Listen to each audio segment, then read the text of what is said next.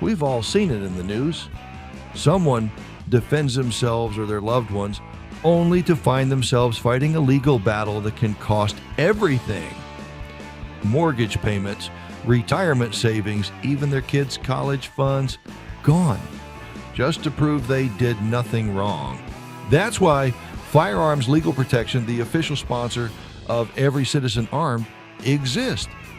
For as little as 33 cents a day, FLP gives you unlimited legal defense for criminal and civil cases. No caps, no hidden fees, no surprise bills. If you have to defend yourself, FLP will handle the legal battle so you can focus on what matters: your family, your future, your freedom.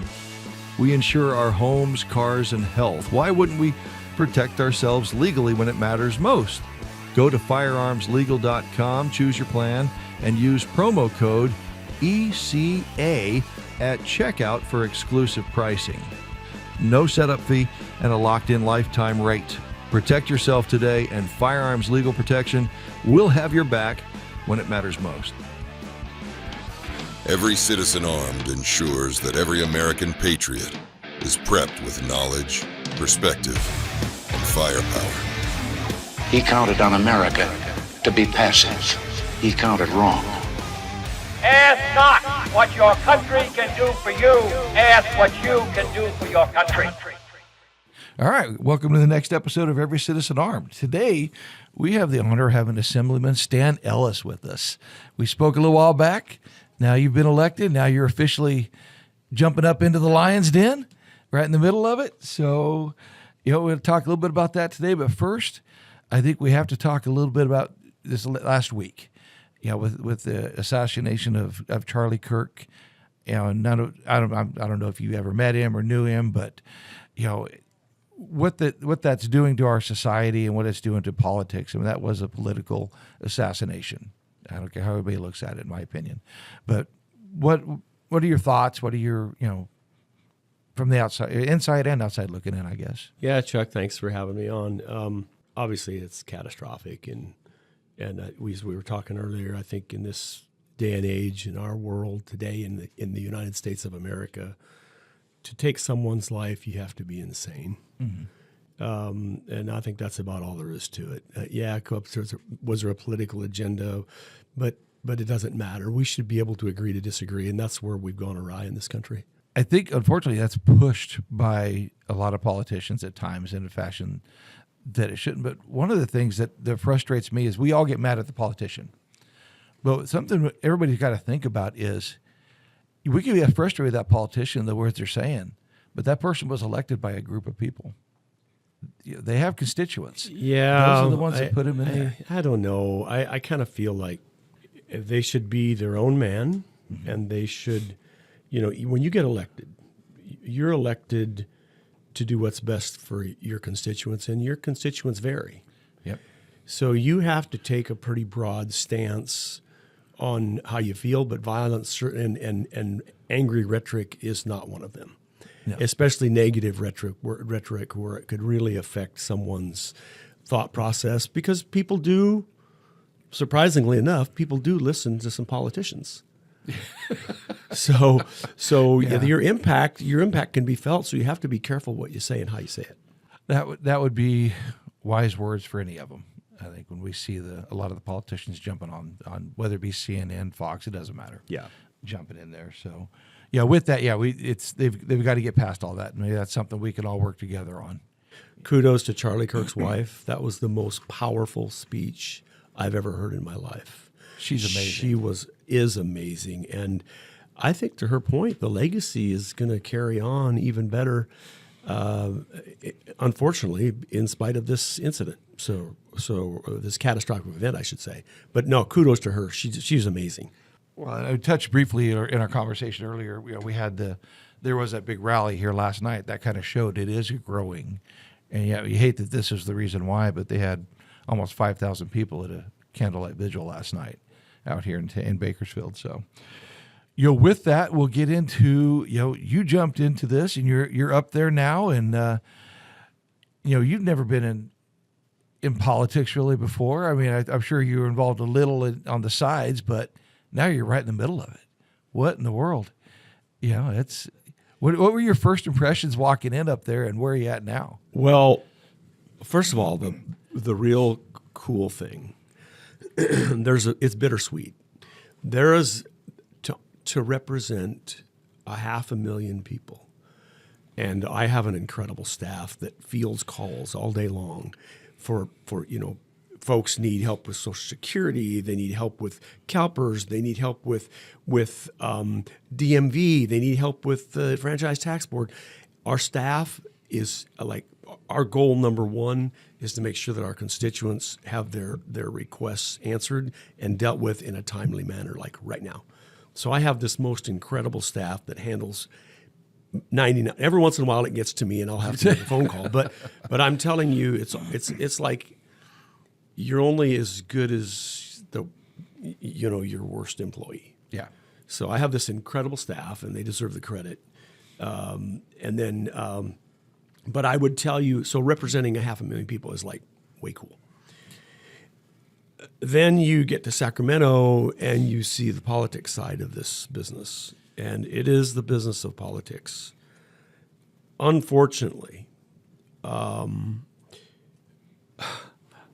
when I got there, I got it in midstream, and they're starting to present a couple bills on session, and they tell you to be there at 9 a.m.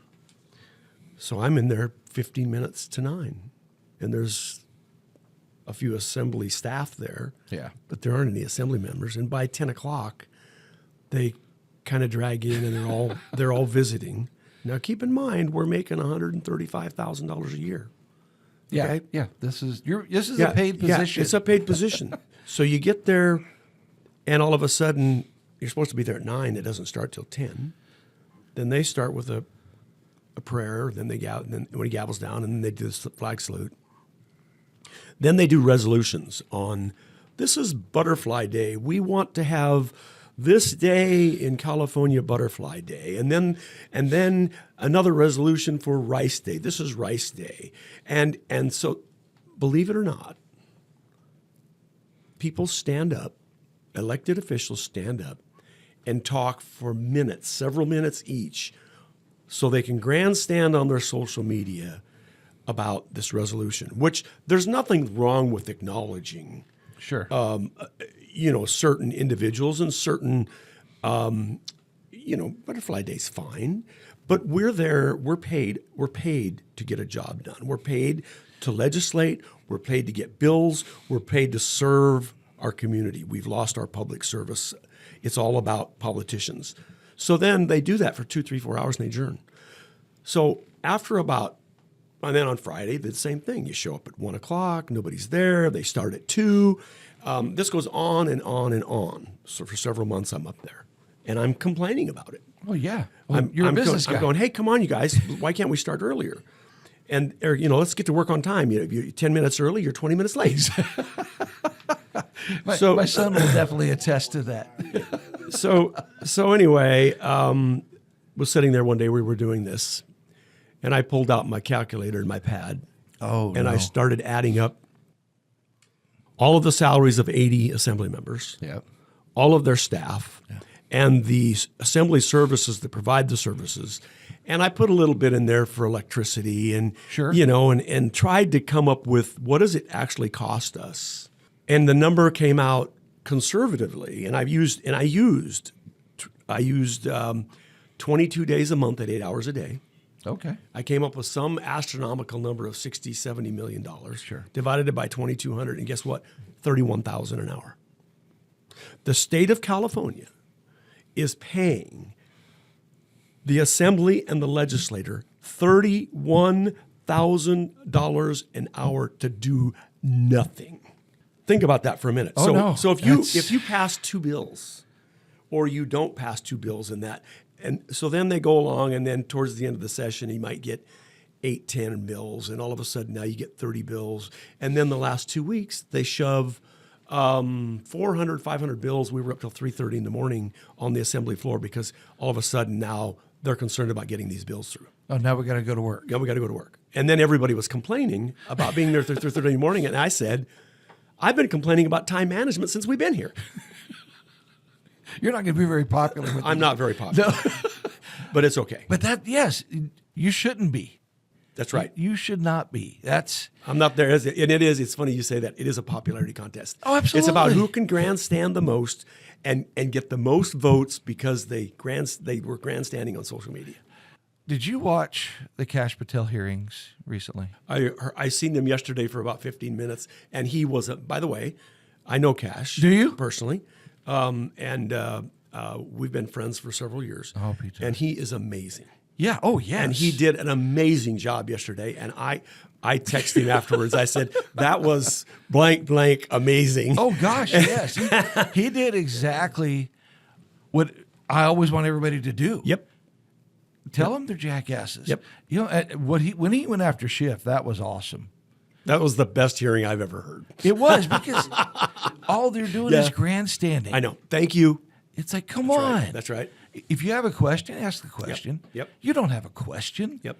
You know, like you said, it's all to get clips. That's right. Wow. So you're trying, though. No, and pushing. I know I sound really negative here on the first portion of this, Chuck. I would tell you that some of my colleagues are really amazing. There are some very, very intelligent folks there. Yeah. Unfortunately, they're driven by the political agenda, and it gets in the way of good business. Well, and I think that's the key right there, business. It's not ran like a business, and it needs to be. We joked about talked a little earlier about even the school boards. When I was on a school board and I watched how the waste and just everything that goes on there, and it was interesting. The superintendent at the time, he said, "I came from business. I mean, that was my look on things." And he says, "I could tell that you're looking at this like a businessman." That's, well, absolutely, because we're stewards of the money of the people in our district, and it's a much smaller scale. So I can't imagine $31,000 an hour, and it's just being wasted. Yeah, it's conservative. Yeah, I'm sure it's closer to 50. You know, if they really get into it. But that's when people think about it. And I asked this question to Jeff Flores a while back. A lot of folks, they hear county supervisor or they hear state assemblyman. Nobody really knows what that means. And what is? I mean, it sounds like that's kind of a typical day for a state assemblyman, but what else, what are you doing up there? What other than sitting there listening to butterfly stories? Well, one good thing is I have a great staff, and so what we do is I was told when I got up there by a lot of the folks that, hey, you need to put forth a bill and you need to put some bills in, and like, no, I think we need less bills.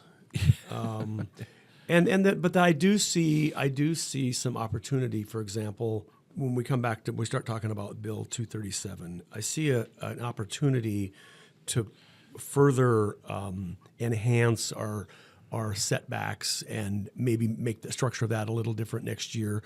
I see a real opportunity to put in what's called a time limit or a shot clock on permits, because when I had my companies and I applied to the air district for air permits, sometimes they'd take 6 months to a year. Well, Yes. small business can't afford that. No. So I feel like we should put shot clocks in effect. If you put in an application, and I don't know what's the number, is it 30 days, 45 days? If you don't get a response in that amount of time, you should operate. They can always come out and give you an authority to construct later. But I'm telling you, between the Department of Toxics, CARB, they have this clean truck certification thing that's killing business. Yeah.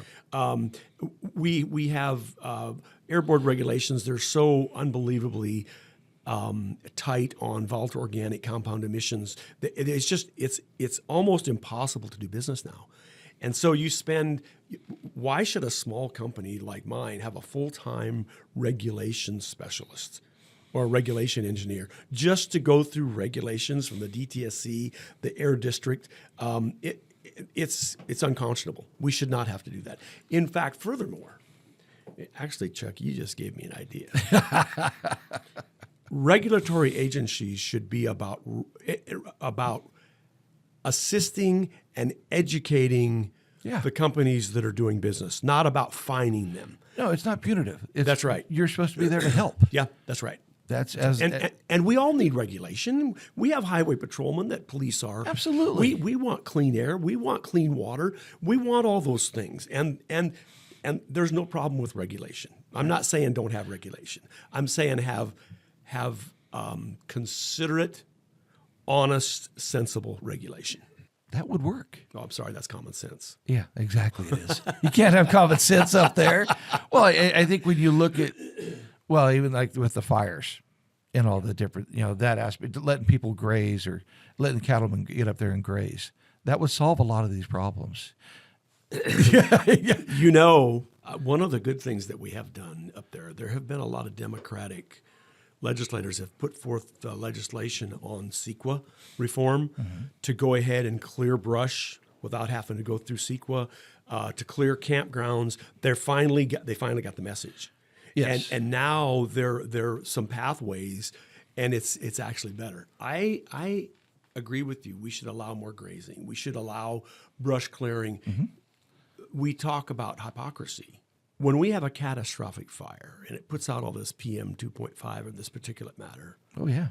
it lost everything that we tried to do in forest management because some greenie wouldn't let us burn a little patch of ground. Right. So what happened is all of a sudden now it's catastrophic. We lost all of that. There's nothing wrong with being conservative and saying, well, let's burn here and let's burn here and let's manage our forest so it doesn't get out of hand. Manage your forest. That's the best example I came across was there up here above Bakersfield, above Lake Isabella, Cornville area. There's a ranch, cattle ranch. He's more of a goat ranch now, and he has a lot of goats, Lance Carver. And you know where the Boy Scout camp is up there? Yeah. He's right next to the Boy Scout camp. Well, that fire rolled through up there. You know what didn't burn? Was the Boy Scout camp and Lance's place, because he has hundreds of goats clearing that at all times. And it was amazing. Everything else burned around him. He was fine. Well, now wait a minute, Chuck. We can't have animals out there grazing because when they pass gas, they put out methane, and that's unacceptable. See, it's a greenhouse gas, so we have to be real careful. Oh, yeah, exactly. Oh, yes, absolutely. And I sat next to his dogs for a little bit, and I'll tell you what they did. He had some great Pyrenees up there. They were awesome. But we were up there cooking for the women in the outdoor with our barbecue business, and it was amazing to see what had burnt all around him. And then we're out there, and it's just pristine. Looks great. There are some pragmatic solutions, but the ideology of the left has pushed us so far that we've lost common sense. And I'll give you a couple of examples. Last week, the Dems, I voted no, voted on the cap and trade and allowed $1 billion a year to go into the high-speed rail. I saw that, yes. And so I've been preaching since I've been up there. If we took all the left agenda is about greenhouse gas and emissions. So if we took the money we spent on high-speed rail and we put it into water infrastructure, and that water infrastructure could grow crops. What do crops use? They use CO2 to grow. All day long. You'd have all the CO2 sequestration you needed, and you could drill in California and produce all the oil and gas, and you wouldn't have any problems. But that, again, is common sense, and nobody will listen. If they could just take some of the money, I got my registration due for my truck the other day. 2019 GMC, $2,500. $872 for the registration on that truck. Come on, let's be realistic. Yeah, it's now. 200 in South Dakota. Yeah, exactly. Yeah.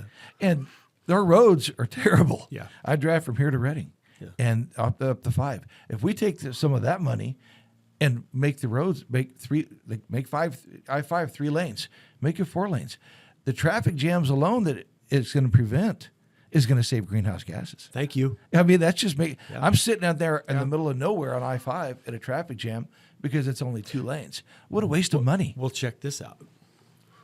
We have 30 million gas and diesel vehicles in California, not counting farming, which is probably another 4 million. Oh, yeah. Gas and diesel.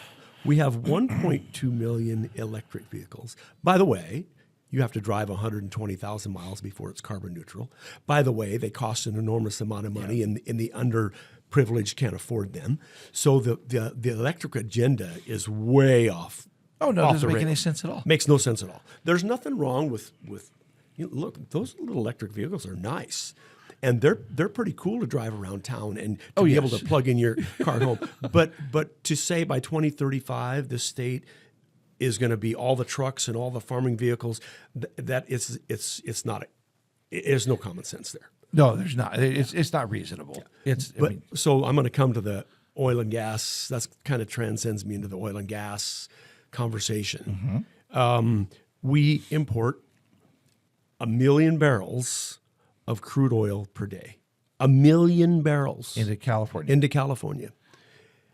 That comes from Ecuador, Venezuela. Sure. There were some transships coming from Iran that were transloading into other ships to the U.S. Right. Okay, it's coming from, so this oil's coming in from international and from countries that don't even care about human rights. They could care less. No. Right? No. So here we're bringing in this oil. We're buying oil. Then we're also bringing in a portion of our gas and diesel from India. Oh. It's being refined in India and brought here, not necessarily by clean carb standards or reformulated fuel standards, but we're bringing in diesel and gas from India. Check this out. 40% of India's raw materials for the refineries, their crude, is coming from Russia. Then they say they don't want to drill in California because we have dirty. It's dirty. The ideology of the left, it's called dirty oil. It is not. You got to hear them on the floor. This is dirty greenhouse gas. It goes on and on. It's not dirty. We put out the cleanest oil and gas in the world. We put out from the wellhead to the tanks, to the manifolds, to the pipelines, to the refineries. We are regulated to the nth degree by the air districts. We cannot put out any volatile organic compounds that we're fined. It is unbelievable how clean we are. And so then all of a sudden, they don't want us to drill in California, but we're bringing in ships. Now check this out: the ships that bring in the oil, and the gas and diesel, they have internal combustion engines. Sure. That burn what's called bunker fuel or number 6 fuel oil. Yeah. Is the first level cut above asphalt in the refining process. Just nasty stuff. The reason they burn it because it's cheap. Yeah. Okay. It puts out into the atmosphere this black smoke, unbelievable, just pouring out for 3 or 4 weeks at a time. They're called polynuclear aromatics, which are regulated hazardous by the EPA. Right. These ships get 20 miles out. They kick over to low sulfur diesel, so it looks like they're clean, and it's because the EPA regulates it. So guess what? All of a sudden, it looks like it's hypocrisy at its best. And nobody's really looking at that or paying attention, or they're choosing not to. Really, is what it goes into the not in my backyard argument, and that's always just drove me nuts. Yep. But even now, we've had some changes here in California, in Kern County recently. Jeff Flores on a while back, he talked about they passed an ordinance to help with do some more drilling here in Kern County because we have an abundance of oil. We do. Just an abundance. But how is that going to go through, and is the state going to let them really drill more oil? Yes. So 237 came up last week, and it passed almost unanimously on the left. And what was the name of that? It was Bill 237. But what was it? And what it is, there were several points in there about allowing Kern County's EIR. Okay. So we could get about 2,000 permits. Okay. Starting in January. The governor has to sign it into legislation that we think he will. I don't think he'll veto it. He's been told by the California Energy Commission that the price of gas is going to go through the roof if we don't get to drilling and get oil in our pipelines now. Well, hopefully he listens to that. Well, he's actually the one promoting it with his Democratic colleagues because he understands that it's a matter of national security. Do you think he really understands that, or does he think it's just because now he wants to run for president that he thinks he needs to do this? Well, I think that you're probably spot on there. It's amazing how much he's changed in the past 8 months. I don't know him. I can't speak for him. Right. I just know that it was a Democratic bill that was brought forth. That's pretty by amazing. Hurtado and Grayson and Richardson, who were all Democrats, and it came across as pipeline. The bill came across, looking like it was for pipeline protection, and then as you got into the weeds a little further, you found that the current EIR was there. So it's not. It just doesn't look like, oh, we're going to go drill. Right. It looks like, oh, we're going to protect the pipelines, and we're going to, But at the end of the day, it's still a win for Kern County. Yes. And we need to take every advantage of it we can. Well, I think that's what a lot of people don't realize is where we stack up compared to other counties, even in the nation, the amount of oil that is here. We could cover what we need. We can. We just need to get to drilling. We just need to go now. It's going to take time. Mm-hmm. And that's the other thing. A lot of people think, well, you pass this bill and you just turn on the switch. It doesn't happen that way. No. Most of our contractors have left the state and gone to Texas. We have to get drilling contractors here. We have to get people trained again. It's not going to happen overnight. And we have to have refineries. That's right. Otherwise, where are we going to refine all this if we do get it? That's right. Was there any verbiage in there for refineries? No, I didn't see any verbiage in for refineries. However, we know that the Energy Commission is negotiating with Valero. And the big push is to get the reason the Kern County EIR came into effect and drilling here, the 2,000 wells, we're able to get fluid in that pipeline to PBF refining otherwise it would shut down. Yeah. If we don't start drilling now and get that pipeline full, we're going to shut down. Yeah, you have to. But we still could use another 2 or 3 refineries in the state of California, at least, couldn't we? We could. I mean, would that would suffice? Yeah, that'll get us there. And Valero is the one, they do a lot of it. Well, surprisingly enough, yes, Valero does a lot, but Valero makes all of the jet fuel for Travis Air Force Base, and it also makes the majority of the oil for jet fuel for Sacramento, or San Francisco or Sacramento. I can't remember which one, but Travis Air Force Base, isn't that a matter of national security? I would think. Yeah, what's interesting, that brings me to a different thought, but about national security. Who owns Valero? Valero Corporation. But where are they based out of? Texas. Are they? Okay. Yep. Okay. San Antonio. It's not one of the Venezuelan companies or something like that. They're a U.S. company. Oh, very good. I've done a lot of work with Valero. They're a great company. That's good to know, because I've often wondered that. Yeah. Especially I stop for fuel an awful lot. Yeah. So, that's an incredible company. That's great to know. That is great to know.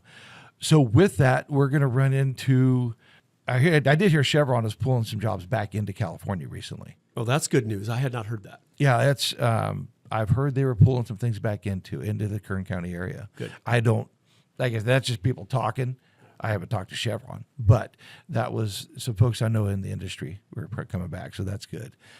Imagine this. You defend yourself or a loved one, and instead of being seen as the good guy, you're arrested, charged, and forced to fight for your freedom.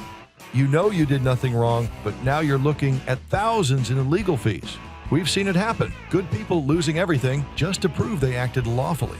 That's why you need firearms legal protection. For just 33 cents a day, FLP gives you unlimited legal defense for criminal and civil cases. No caps, no hidden fees, no payback, just real protection with experienced self-defense attorneys who have your back.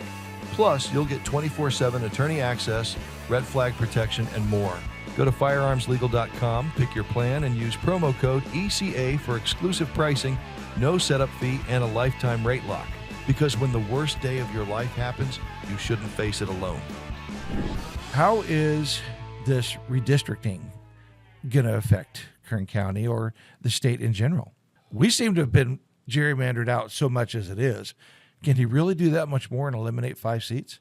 They seem to think so, and I think the answer to that is yes. Being up there when it first came about, of course, all the Republicans voting no. Sure. And my question on the floor is, who wrote the redistricting? Who wrote it? They won't answer that question. No, the reason they won't answer it is because, and I understand it's the legislators are not allowed. Right. But nobody will answer the question. No. And if when I did ask the question, they answered it ambiguously as a political, in political rhetoric. So we don't know. I think it's bad for this state. Yeah. And it can't do anything but hurt us. So there's 80 80 members. How many of them are actually Republicans and how many? 20. So when you break that out, I mean, realistically, California is almost 40% Republican, in the overall, or 38%, something like that. That's right. That's right. So when you break that, there's a lot of taxation without representation. Well said. Well said. When I look at it, and people don't realize it. Yeah. I mean, as I've joked since I was a kid that we should break this into 3 states. I've felt that forever. And that's back when I was 17, 18 years old. Well, our leader, James Gallagher, is trying to divide it into 2 states. See, I think he's going about it wrong. And my thought process on it, and that's just because it's my idea, so I think it's right. I've always felt it should go, you got to figure out a way to go east to west. And you have to do it like down near, I would say Fraser Park, Santa Clarita, somewhere east to west there somehow. And you got to go up north, and you got to go above Lodi, or right around Lodi above there. And the reason I say that is all 3 states would have their own port. And that's a good idea. You're not taking the port away from them. I feel bad for the people of State or Jefferson because they would get stuck with San Francisco. But, that's they could break off into their own 4th state one day. I love going up there talking to those folks. But, yeah, I've always felt there's got to be a way to do that. So, and if they did, holy smoke, this state right here, this would be the richest state in the country with our oil and ag and the correct mindset. Yeah. Heard a statistic yesterday that energy is 8% of our economy in California, but it's the first 8%. Yeah. Because if you think about it, it was a really good comment. If you think about it, all of our goods and services, all of our food and farming, everything we do revolves around energy. So it is the first 8%. So we need to pay attention, and we need to get to drilling. If it's 8 now, what should it be, you think? Should it be 15? If we really got after it? I haven't even thought about that. It probably should be higher than 8 for sure. Yeah. I don't know where the ideal situation for me is to have 0 imports. Oh, yeah. Because let's think about this for a minute. You have where we're setting ourselves up for if we lose these refineries and lose production. These ships bringing in our fuel for energy, which is the first 8% of our economy. If there's a tsunami, if there's a war somewhere, if a pirate ship goes out and there's so many things in this world. What all of a sudden if our supply falls short and we're staying in gas lines and your wife is pregnant and you got to get her to the hospital, but you don't have any gas? Yeah. Or what about? I mean, you could come up. Yeah, take your pick. And this is a matter of national security. It really is. Travis Air Force Base not getting Valero shutting down. Where are they going to get? They're going to ship in their jet fuel. This is a matter of national security. It's not just because it's 8% of our budget or what? Not budget, but 8% of our economy. The first 8%, I like that. But yeah, because everything else stems off of that. Yeah. Absolutely. Yeah. Wow. So, and when you see, there's a good chance they're going to get this redistricting, and it's going to affect a lot of these things. The gerrymandering that happens, I don't think folks really realize it. I looked at one district, and you probably know which one. I don't know the numbers of it, but it runs from like Lamont up to Visalia, and just kind of runs like a snake. And I don't think people realize I would wish people would grab a map of California and look at the true districts and see how that really looks. That seems to make no sense at all to me. When I knew a guy who was running for that years ago, and he was down in Lamont and Arvin campaigning when he lived in Woodlake. I'm like, what are you doing? He goes, oh no, it goes all the way down. That's insane to me. Yeah, it makes no sense. Yeah, I mean, like where does your area cover? What's your my area, the 32nd district, is Taft, Ridgecrest, Tehachapi, a little part of Tulare, and a little part of Visalia. Bakersfield covers Baker. Yeah, Baker. It takes all that. Okay. Yeah, Bakersfield. Okay, but it wouldn't shock me if it went like this. No, it is Bakersfield. Put a little horseshoe in there. Yeah. Okay. So, and when is the vote going to happen on the redistricting? Gosh, I don't know. Okay. I don't know. Well, that's probably a good thing. I mean, if maybe not pushing it through right away. I know I'm putting out a bunch of signs. Are you? Vote no on 50. Is that what it's 50? Yeah. Yeah, exactly. And that special election that's coming up for that's going to cost millions of dollars. They estimated $250 million. And we've got that was the other thing that irritated us in Sacramento, voting on all these bills. We're going to spend $250 million on a special election when we don't have any money for our needy. I mean, it's just unconscionable. Yeah, you look happened in Palisades, all the different places. Take your pick, but you really want to take that $250 million, do that way. You could help with the homeless. You could help with this. You could do that. You could. Yep. One thing my wife came years ago, she brought it up. You know all these empty grocery stores. The one thing that those grocery stores have that's great is plumbing. They have a tremendous amount of plumbing. It would be interesting to build a lot of build facilities inside those. They're just empty. They're sitting. Have the state buy those. And you could put in a lot of little apartment, little tiny, like the Hard On Home. I don't know if you've ever seen that, but little tiny apartments for these people, and as a transition. I think that the homeless is a multifaceted solution. We have some homeless want to be helped. Oh yeah. Some are mentally ill. Some don't want to be helped, and it's a drug issue. So I'm all about discipline. And we've lost the discipline in our whole state. We want to be nice, and we can't talk about somebody. And look, I think that if and I see that all the time in Sacramento, they talk about the homeless. Nobody's come up with a real viable solution because it's all over the map. They want to be nice. I think that if there's the network here. There's a couple of networks in Bakersfield that deal Flood with this. does a lot with them, I think. Yeah, and they transition homeless back into. Yep. I feel like, as a businessman, it's hard to hire a homeless person because of the liability associated with hiring that person. Sure. And they fall down, you get sued. Yep. Yeah, I mean, so one of the things that has to change are our employment labor laws, as they refer to maybe a sector. And I don't know how that would work, but I thought businesses would love to have, we're short employees all the time. Yeah. We would love to have a source of employees that we could draw from that were dependable and weren't on drugs. And so I thought, let's do a cluster 5. Let's take 5 companies. We'll all give this person a job at one business one day, another business the other day. We will provide transportation. We will provide housing. We will provide drug treatment, right? Sure. Guess what? They come on your property and they fall down and you're sued. Yeah. And in this state, you're going to So the state of California is in its own way of trying to help the homeless. Oh yeah, I've often felt it's to me it's kind of like the problem they had with the border, with immigration and the border. We could have fixed it, obviously, because it has been fixed on the border. Nobody really wanted to fix it, and I felt that was on both sides because you took away the issue. And you had nothing to discuss now. You can't argue about it now if it's fixed. Well, and also if we solve this problem or mitigate it to an extent, which we can. Now you've taken a talking point away from a lot of people, and you've taken away jobs from all their buddies that have got on this committee. I mean, how many different committees do we have where people are making a couple $100,000 a year, $150,000 a year to sit on this committee and not really do a doggone thing? You kind of bring up a good point, Chuck.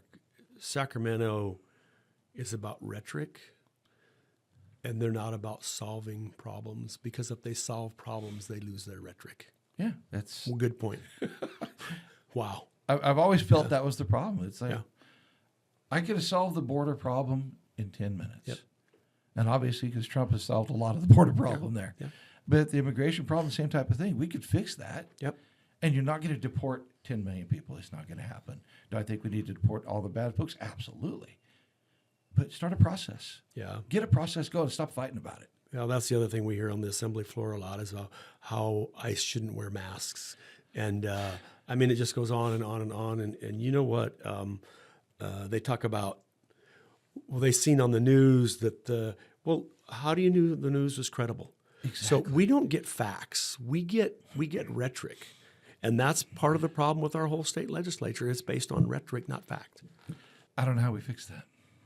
I don't. Other than sending folks like you up there, how do we get more folks like you to do that? They last week they tried to pass they did pass a bill that said they wanted to outlaw cookware, Teflon cookware. So I did my research because have a chemical background. Yeah. And I said these polyfluorochloral substances, in some cases, there's 12,000 of these PFAS chemicals. Yeah.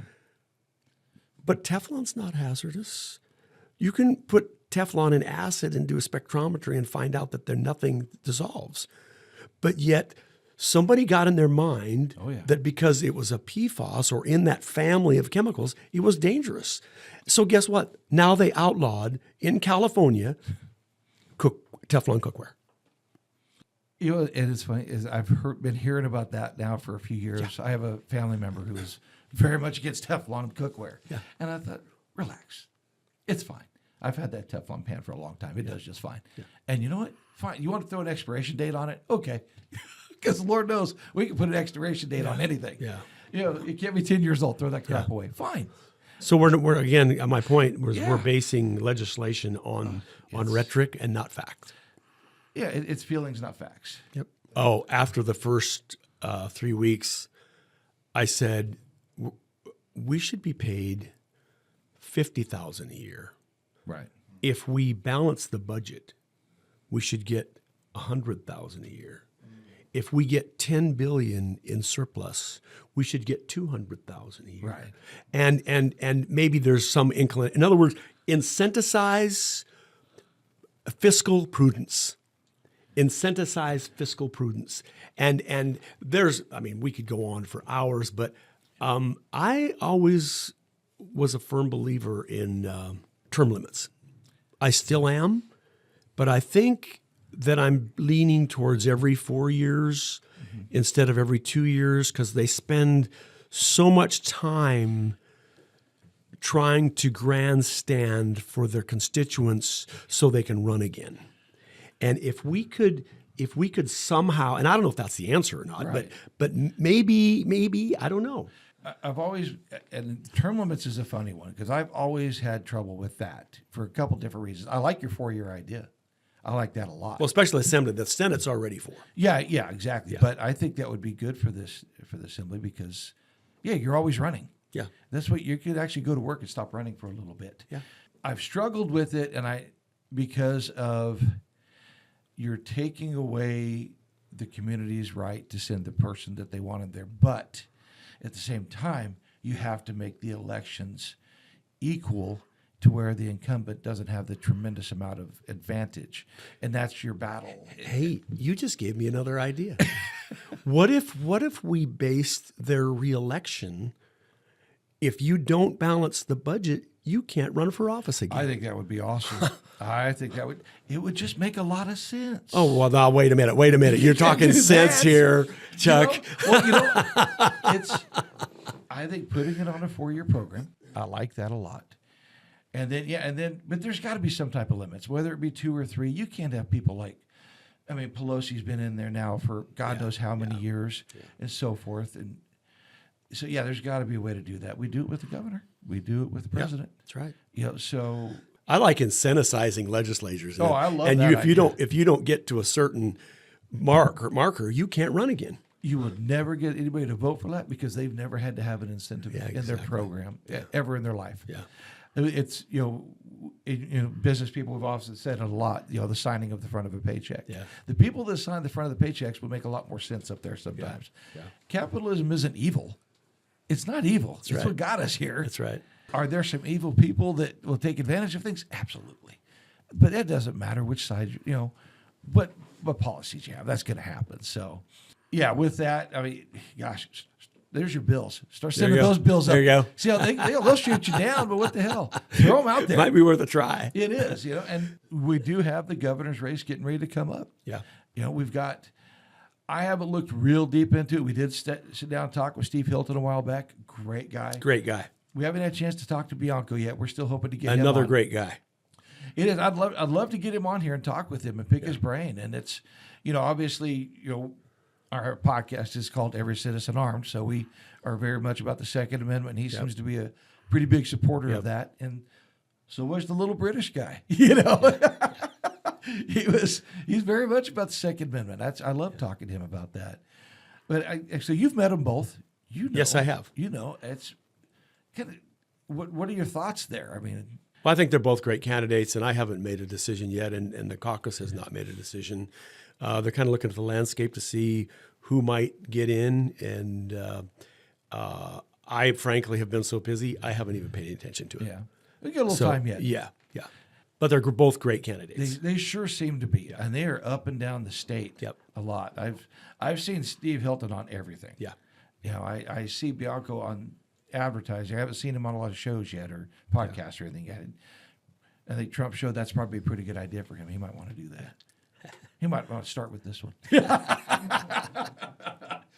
know, it's like I said, the night you got elected, I was so pleased because you came on beforehand, and I thought that was awesome. And then to see you get elected, we need more people like you willing to step in there and do this. And I know it's hard. I know it's got to be frustrating to step away. I mean, you got a family here in town.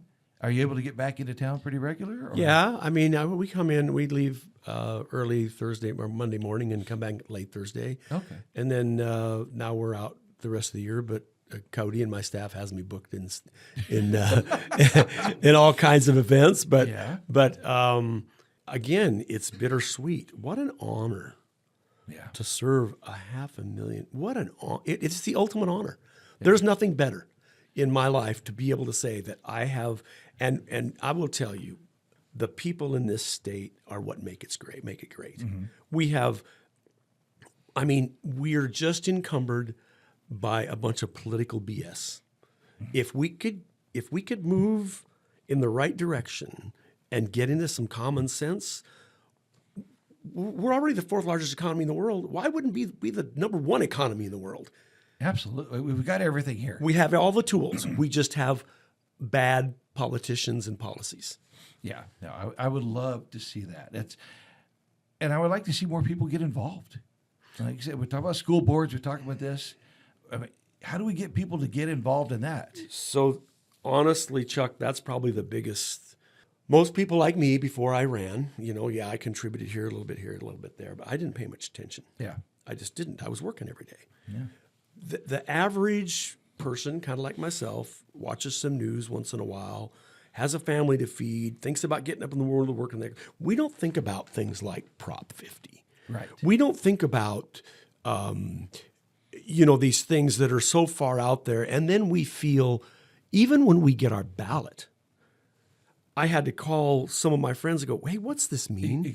Yes. What is this? Who is this person? So even though we have the social media, even though we have the news, the average person like myself is not informed. And nor do we have the incentive to be informed because we're working all the time. Right. So it's a catch-22 situation. I'm just as guilty of ignorance because of my own fault and effort to try to put forth into the political arena. But the answer really is letting these people know in a short sentence what's happening, because we all have a short attention span when it comes to that. We're working every day. Yeah. There's no easy answer to this. It's not. I see a lot of people complain and making a lot of comments about their schools and different politicians. Take your pick. And I always tell them, especially the schools, I said, what are you doing? Are you going down to the school? Are you volunteering? Are you attending the school board meetings? Are you running for school board? Because we elect those people. Are you talking to your assemblyman? Because we elect those people. It's on us as the public. We have to hold folks accountable, and then we have to hold ourselves accountable too. And I'm just as guilty. I don't pay enough attention. I don't know these bills coming up, and I probably should. Well, that's why we should have a part-time legislature, frankly. That would be awesome. And that's why we need less politics in the news, and we need less political grandstanding. Mm-hmm. And at the end of the day, less is best. Yeah, absolutely. Well, very good. I know you've got a lot going on. I appreciate you taking the time. I don't want to take up all your time while you're here. Is there anything that we did not cover that you have going on up there that we should talk about? And then we have one more question coming in. AI is accumulation of data and dissemination of data. That simple. So the more complex that it becomes, the more invasive that it can be to your privacy. So I've seen in privacy committee that there are quite a few folks pushing forth some legislation on artificial intelligence. I'll give you one example.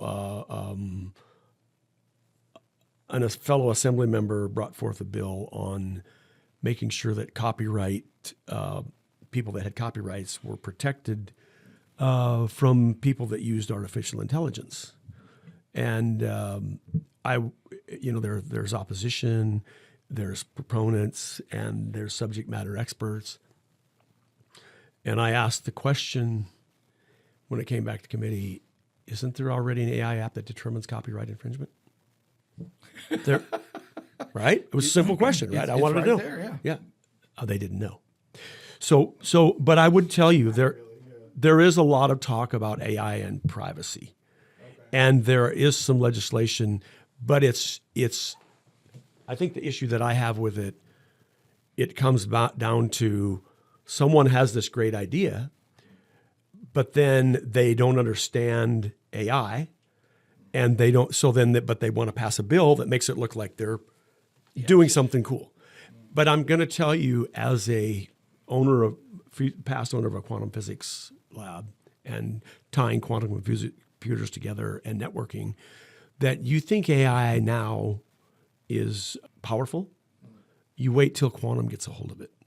It'll be 1 billion times 1 billion faster. So get out of the way.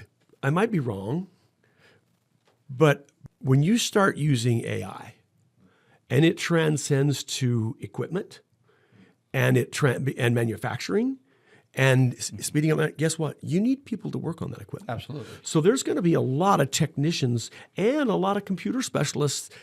So I think we're going to transcend. Maybe you're right. Maybe it's a shift in the labor force too. I think so too. Yeah. We're seeing that with the apple harvesting alone. Just recently I saw that where they're actually harvesting that. But I have a daughter who's in marketing, and that's what I was telling her. I said, great that you do that, but I can tell you what, I could go through and create an ad campaign right now for the horse feed I sell. So where there's 20 of you doing it now, we could have 4 of you doing it. Yeah. And AI is going to create. I say, give me an ad campaign to goes to women 18 to 32, 18 to 45 that feed their horses and do this and do that. And boom, all of a sudden I have an ad campaign put together. It needs to be tweaked. It needs to be adjusted. It doesn't take as many people to do it. Yeah. So that type of stuff, part of the AI concerns me a lot. But you're right. They're going to have to find they're going to go different angles. I think you're going to have to see a transition in the workforce. Yeah. And you are going to get rid of some jobs. Yeah. But you may create some other You'll create some new ones at the same time, hopefully. Who's going to build all this AI equipment? Yeah. But what that does bring goes back to your initial point. With the AI, it is going to take a lot of power. We're hearing a lot about these power centers. It is. They're called data centers. Data centers. Uh-huh. It takes a lot of power to run those. Yes, it does. We'll have to have some of those in California. That's right. And they've got to have the power come from somewhere. They're actually talking about, some of these individual data centers are talking about buying their own little micro-nuclear power plants. Absolutely. That'd be the cleanest way to do it. I mean, we got all this desert land out there. Yeah. We could run a lot of stuff out there in the middle of the desert. Yeah. And not really bother anybody. That's right. Well, it's not in your backyard. There you go. Nobody wants to see that anyways. No, that's okay. That was a great question. Great dialogue. That's awesome. Now, the AI thing it's such a hot topic right now. So it is. Yeah. Anything we should be? Oh, let me ask you this real quick. And I know you're still relatively new up there. Being that it is, we talk a lot about gun laws. Do you know of anything in pending gun laws coming up? There's a lot of discussion about. Well, they just passed that legislation on Glocks, and I don't think you can be I can't remember the number of the Glock. Obviously, we voted. All the Republicans voted no. Yeah. But there's a Glock, but I haven't seen anything coming up. Yeah, and that's more than likely you can get overturned by the Supreme Court eventually when it gets up there. It's don't they understand? I mean, I guess it's just the process. They want the process. They want to slow everything down. It's going to get overturned. Chuck, it's ideology that's killing our state. Yeah. It's the ideology of greenhouse gas and emissions and giving away $12 billion a year to Medi-Cal. And I have to tell you that on the other side of the aisle, they have some good hearts. Okay? Sure. Some smart people, some good people. I'm friends with some of them. There's some great people.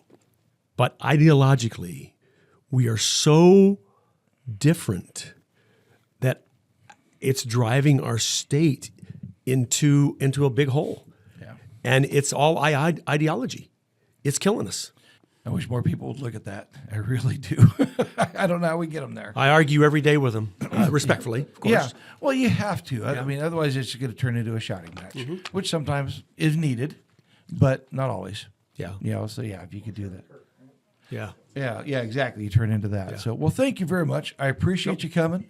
It's been awesome. I'm great to see you doing stuff up there. I hope it continues. Thanks, Chuck. I appreciate you. Thank you.